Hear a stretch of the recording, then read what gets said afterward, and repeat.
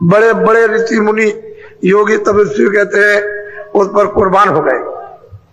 ऐसी वो सुंदर है, वो छोटा मोटा सुंदर रूप नहीं है। कितने वहां वो गलतान हो गए, आगे जाने की इच्छा खत्म हो गई उनकी, उधर जा नहीं सकते हैं, ऐसी मोहनी मूर्त है। तो कहते हैं सैद दल कमल।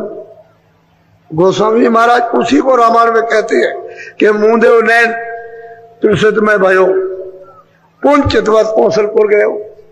कहते हैं वो कौशलाधीश यानी सैद दल कमल में वो मतलब यह है कि ईश्वर निरंजन भगवान खुदा घाट बैठे हुए, मैंने उनको देखा, मुझे दिखाई दिए। तो कहते हैं प्रसन्न हो गए, खुश हो गए। जब खुश हो गए, प्रसन्न हो गए, तो उन्होंने रास्ता दे दिया, क्योंकि जब तक ये रास्ता देंगे नहीं तब तक उधर नहीं जा सकता कोई। रास्ता तो उधरी से आने का, इधर से उधर जाने का, दूसरा कोई रास्ता नहीं है कि आप मंडल को कहीं क्रॉस करके चले जाओ उधर, वो वही में से होकर के रास्ता। तो जब उन्होंने देखा तो खुश हो गए और ये कहा कि अच्छा तुम चले जाओ। तो उनके पास तो महापुरुषों का टिकट था, रोक कैसे सकते हैं? जो महापुरुष आए थे वो तो उधर आते जाते हैं, तो उनके पास तो टिकट था।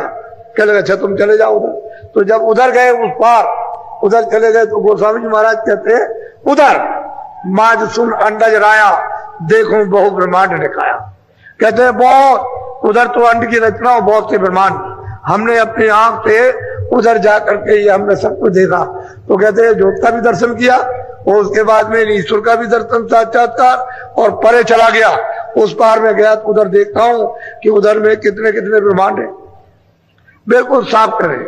महापुरुष भी कहते हैं यही बात कि भाई तुम ऐसा करो कि जिस तरह से मतलब प्रथम सुनो गगन में बाजा, घंटा नाद सुन साजा, घंटे और शंख की आवाज को पकड़ करके साध लो, यानी उसको ऐसा पकड़ो कि उसमें रम जाओ, ले हो जाओ। बस जैसे ले होगे फट खींच लेगी, वो तो सूरत को फौरन खींचती है।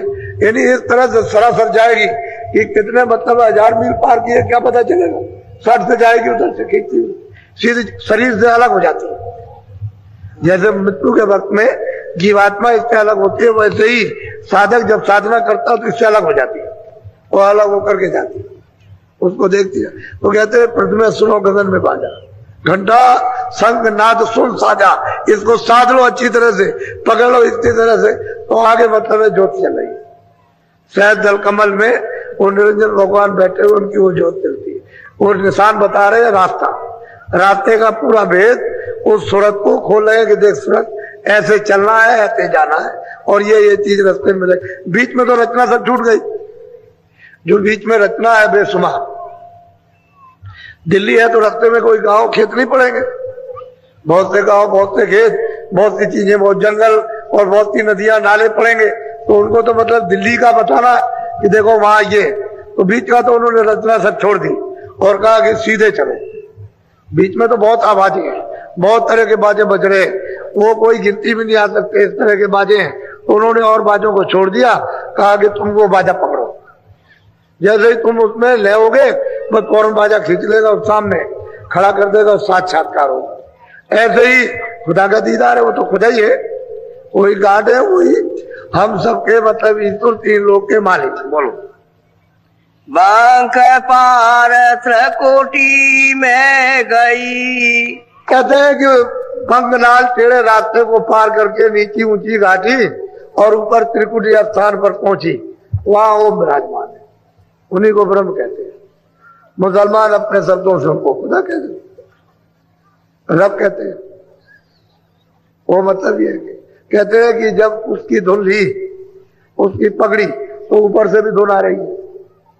जैसे ही उसकी धुन सुनी कि बादलों की गरज हो रही, घन घमंड है, नवगज घन घोरा, प्रिया हिंद पद्मन मोरा, यानी बहुत तेज घमंड गर्जन हो रही है, घना घोर। और जब उसको तो प्रिय है कि भाई भी इतनी चमक है उस गरज में, इतनी लाइट, इतनी बिजली कड़कती है कि वो एकदम से इस तरह से ऐसे ऐसे ऐसे इतनी ऐसी बिजली चमकती। कहते हैं कि वो वहां पर विराजमान है और ऊपर की आवाज आ रही है, ये ब्रह्म का स्थान है। कहते हैं रास्ते में इस घाटी को पार करने के बाद ऊपर मिलेगा वो बड़ा भारी गढ़ है, गढ़ कहते हैं किला, भारी किला। अब वो इसका है संसार का तो कोई प्रमाण है ही नहीं, इसके तो प्रमाण देने की जरूरत नहीं, कि ये तो कुछ भी नहीं है। जब ये कुछ नहीं तो कितना बड़ा किला है जिस पर वो विराजमान बैठे हुए किले में। वहां जाकर के उसे त्रिकुटी स्थान पर ब्रह्म का साक्षात्कार जब होता है तो ऊपर से आवाज आ रही है, उधर किया, उधर खबर पड़ गई। तो जिन योगियों ने योग किया था और इस आवाज को सुना था, तो आवाज तो सुनी के ऊपर से आ रही, लेकिन उनको भेद नहीं मालूम था, इसलिए ऊपर नहीं जा सके। तो इतना ही कह के छोड़ दिया भाई और कुछ है, इतना नहीं और भी कुछ है। अब वो जो है वो हमको नहीं मालूम, हमको वो प्राप्त नहीं हुआ, लेकिन है जरूर कुछ। ऐसा इशारा वहां पहुंचने पर, उसका साक्षात्कार करने पर होता। और बहुत इससे बहुत अत्यंत सुंदर उनका ये शरीर है, जिसमें क्या उसकी महिमा की है, बोलो। आगे पहुंची सो नमजार, रंकार धुन सोनी पुकार। कहते हैं फिर आगे जब उसका साक्षात्कार ब्रह्म का हो गया तो आगे सुन में वो मतलब पार ब्रह्म है। तो कहते हैं जब वहां मध्य में पहुंची तो उधर जा करके उनकी किंगरी सारंगी बज रही। जब उसको पकड़ा तो जिसमें से आवाज आ रही थी उसी को पकड़ लिया, ले हो गई। तो वो पहुंची वहां, तो वहां रंकार का साक्षात्कार, यानी वो पार ब्रह्म है, वहां पहुंच गए। अब वो बिल्कुल एकदम मानसरोवर में स्नान कर लेगी, त्रिवेणी संगम में स्नान करेगी, वहां जाकर के तब पार उतरेगी। बगैर त्रिवेणी संगम में वहां पहुंचे हुए कोई पार नहीं उतर सकता, कभी नहीं उतरेगा। तो मतलब ये है कि कहते हैं वहां अब निशान बता रहे, बीच की सब रचना छोड़ दी, कितनी रचना है, कितने मंडल है उनके, उसको सबको छोड़ दिया। सीधा उन्होंने लिया कि बीच में कहीं फंसे नहीं, इस तरह से चल। तो ये कहते हैं चल मैं भी मिलूंगा, उन्हीं मंडलों पर मैं भी मिलूंगा, मैं तेरे साथ रहूंगा। तो मिलती है, हर मंडल में मिलेगी, जिधर वो चलेगी चल के जाएगी, उधर बताएंगे इधर चल।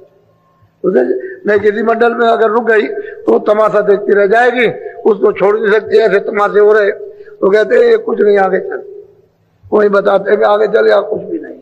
तो गुरु का पूरा रूप, जिस रूप में यहाँ दर्शन देते हैं मनुष्य शरीर में, वो रूप सब जगह मिलता जाएगा, लेकिन वो हाड़ मास का नहीं होगा, वो हाड़ मास का नहीं है, पंचभौतिक शरीर ये नहीं होगा, वो होगा नूरानी, लेकिन शकल उसकी यही होगी, वो दिखाई देता जाएगा।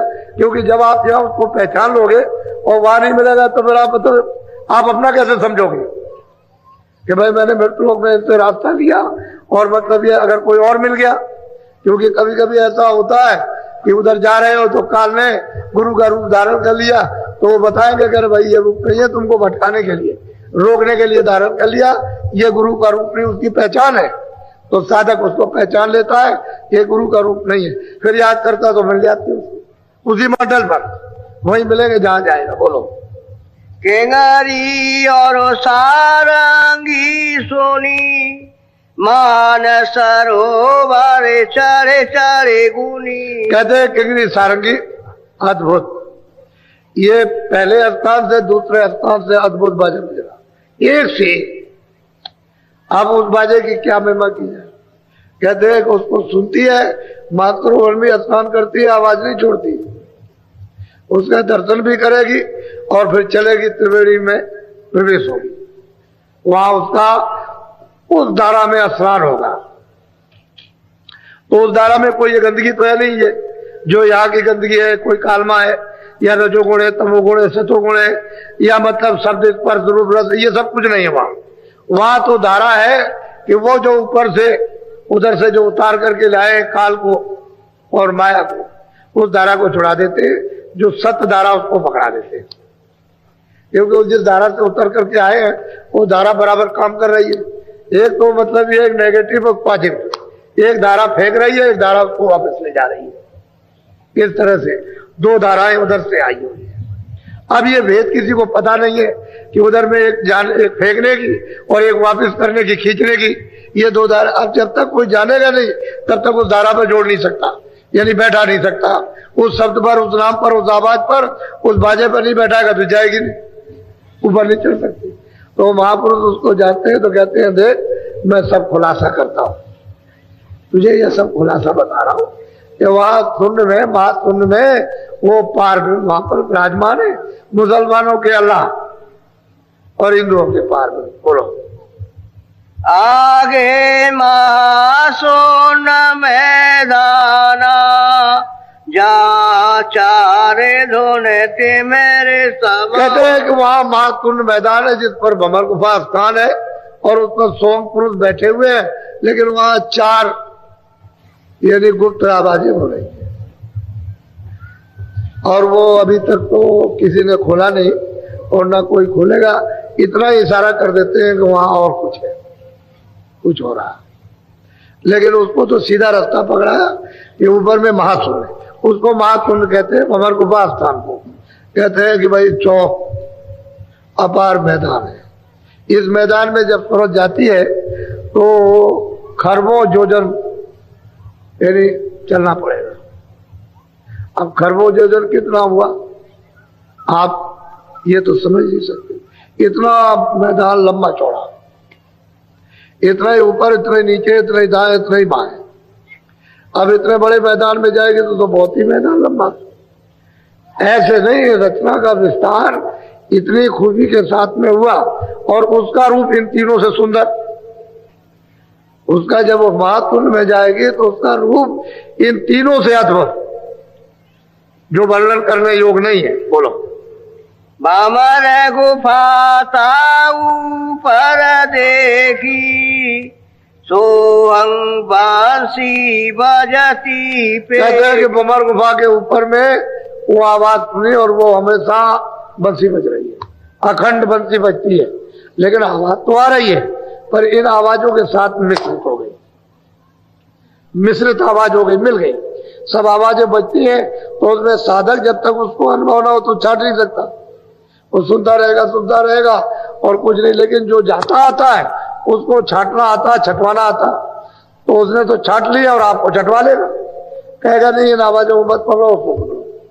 तो आप जब साधन करोगे, भजन करोगे, कान जब खोलेंगे तो फिर आवाज को पकड़ा देंगे, कहेंगे देखिए आवाज इसको पकड़ ले और चल।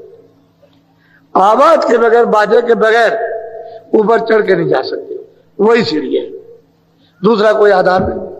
तो वो तो आवाज वहां से आ रही है, वो तो पावर हाउस से आ रही है और वो बराबर मतलब ये एक तो ले आई आवाज और दूसरी आपको ले जाएगी।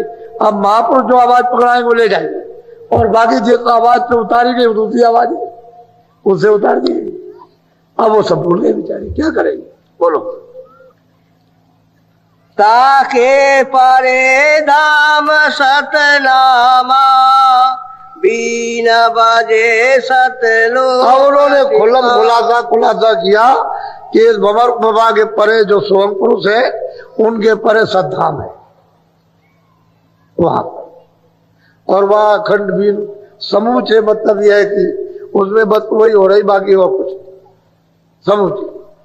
इतना बड़ा सागर उसमें अखंड, वो तो शब्द ही का सागर है और कुछ नहीं, शब्द ही शब्द है।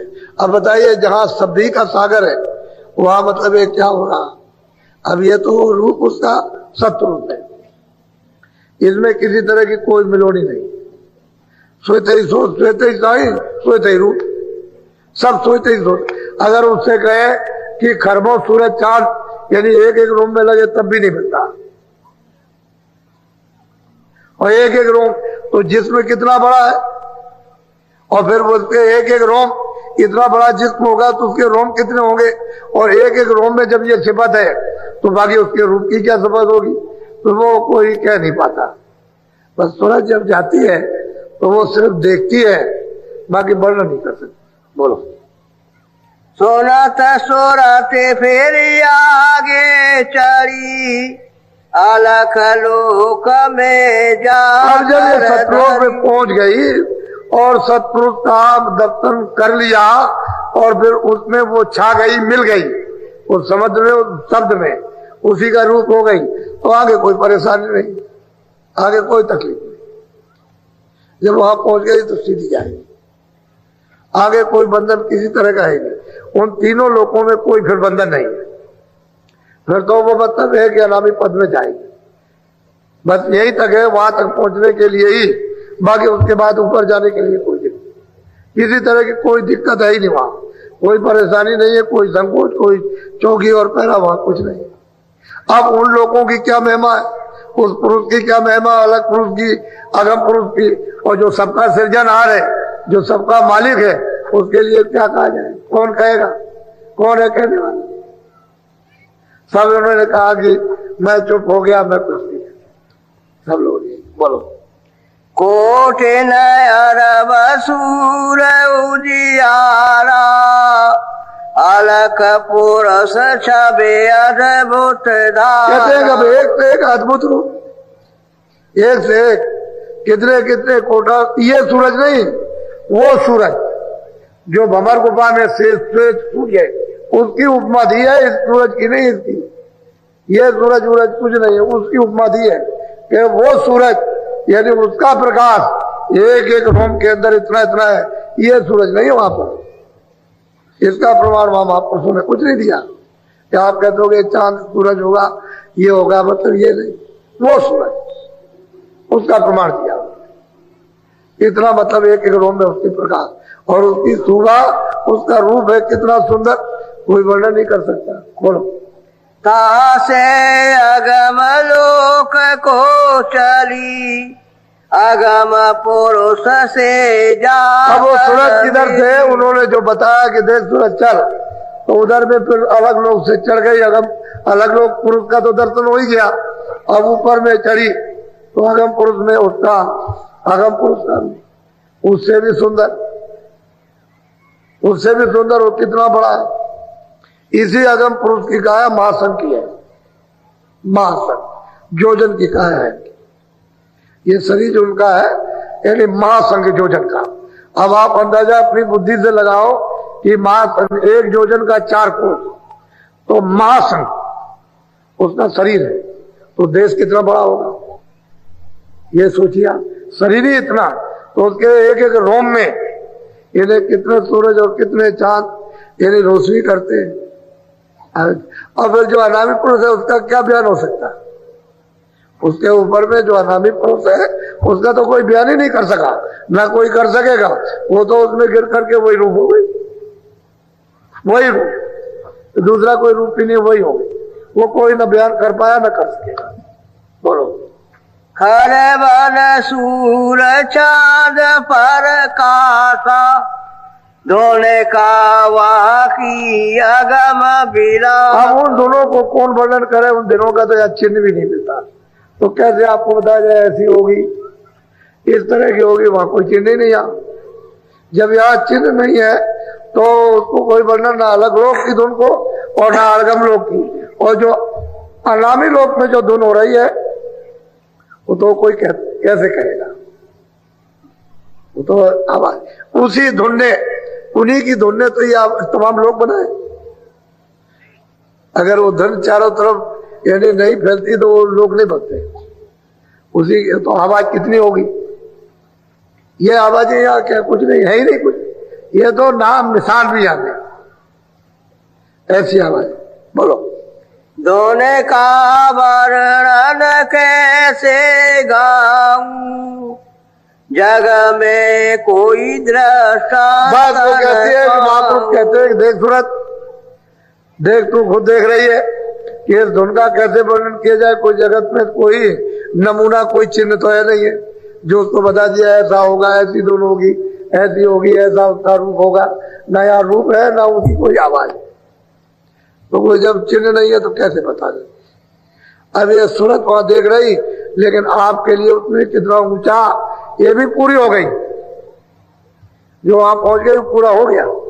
मीराबाई भी पहुंच गई इसी तरह से, यही रैदास जी ने बताया था। यही काशी में रहते थे, जूते काटते थे, जूते अपने काटा करते थे, जो आ जाए पुराने जूते का। धीरे धीरे धीरे धीरे जब इनकी शोहरत हुई, लोग जानने लगे, तो उस समय बड़ी छुआछूत थी, बहुत बहुत छुआछूत। तो किसी ने उधर सुना राजस्थान में काशी में एक महात्मा रहते, तो लोगों से यहाँ काशी में गंगा स्नान करने आए, तो पूछा उन्होंने, यार रैदास जी कोई महात्मा रहते? अरे कह लगे वो तो चमार है, जात के चमार है। कह लगे नहीं हो चुमार होंगे लेकिन हम दर्शन करना चाहते हैं। तो कह लगे आप उजाले में मत जाइए, अंधेरा हो जाता